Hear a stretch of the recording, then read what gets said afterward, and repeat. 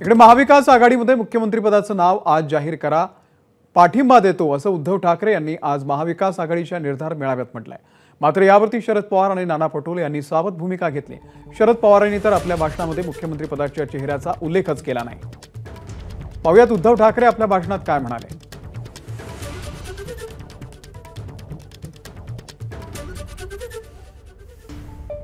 मुख्यमंत्री पदाचा चेहरा कोण? उद्धव ठाकरे होणार का आणखीन कोण होणार?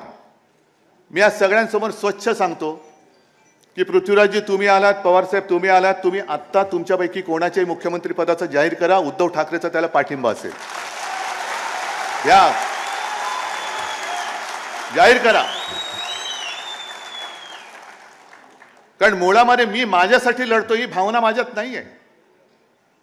ज्या क्षणी मी मुख्यमंत्रीपद सोडलं ते पुन्हा जे काही लढतो मी माझ्या स्वार्थासाठी नाही लढत, माझ्या महाराष्ट्राच्या स्वार्थासाठी लढतोय। आम्ही 20 वर्ष 25 वर्ष 30 वर्ष सेना भाजप युती मग जागा वाटप व्हायचा, मग अशाच बैठका व्हायच्या आणि त्या बैठकांमध्ये जाहीर केलं जायचं की ज्याच्या जागा जास्त येतील त्याचा मुख्यमंत्री। आणि हेच धोरण हे आम्ही एकमेकाच्या पायावरती धोंडे पाडण्यात टाकायचो, कारण तुझ्या जास्त जागा आल्या तर तुझा मुख्यमंत्री होईल, मग तुझी जागा मी पाडणार, माझी जागा तू पाडणार, तो आपली जागा तो पाडणार। मग पाडापाडीच्या राजकारणामध्ये युतीला काय महत्व राहिलं? निवडणुकीला सामोरं जायचं की एकजुटीने यश मिळवायचं, सरकार बदलायचं, एवढंच या ठिकाणी सांगतो।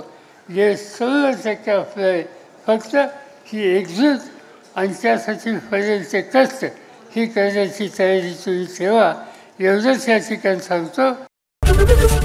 एबीपी माझा, उघडा डोळे बघा नीट।